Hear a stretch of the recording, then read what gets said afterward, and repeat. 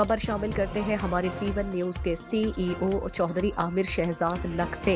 चौधरी मोहम्मद इशफाक साबिक जिले नाज़िम सईद अहमद सईदी MPA और DC साहब डोबा की काविश से कौमी हीरो फख्र पाकिस्तान शकील जट को मुल्क पाकिस्तान के लिए शानदार खिदमत पेश करने और पाकिस्तान का नाम पूरी दुनिया में रोशन करने पर खिराज तहसीन पेश करने के लिए उनके गाँव चक 320 को जाने वाली सड़क का नाम शकील जट शहीद रोड रख दिया और मरहूम के नाम पर एक स्टेडियम शकील जट शहीद स्टेडियम बनाया जाएगा।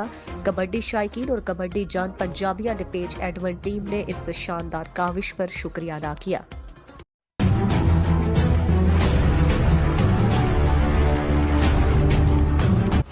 खबर शामिल करते हैं हमारे C1 न्यूज के CEO चौधरी आमिर शहजाद लक से।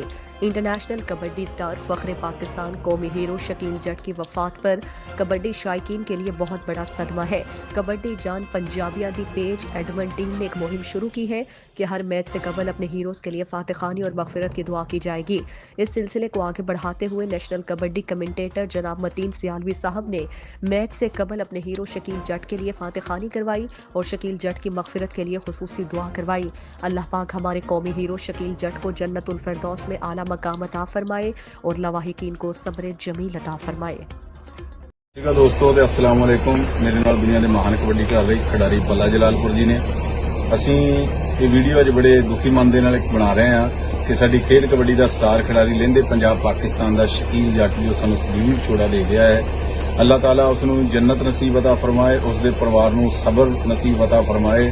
लहिंदे ते चढ़दे पंजाब समुचे कबड्डी जगत नू एक बहुत वड्डा घाटा पिया है। मैं सारिया फैडरेशनां वालों क्लबां वालों सारे कबड्डी के खिडारियों वालों श्रद्धांजलि भेंट करदा हाँ शकील जट नू ते उन्हां दे परिवार दे नाल असीं इस दुख की घड़ी दे विच शरीक हां।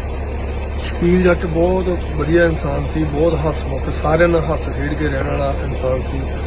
2-3 साल पहला जो कनेडा खेडण आया तो साडे नाल इकट्ठे रहने का मौका मिला ते बहुत ज़्यादा हसमुख इंसान सी। थोड़े दिन पहला भी गल हुई ते जिहड़ा इहो जिहा घाटे कदी पूरे नहीं होंदे ते मैं उनके परिवार के नाल सारिਆਂ ਨਾਲ हमदर्दी है इस गल की।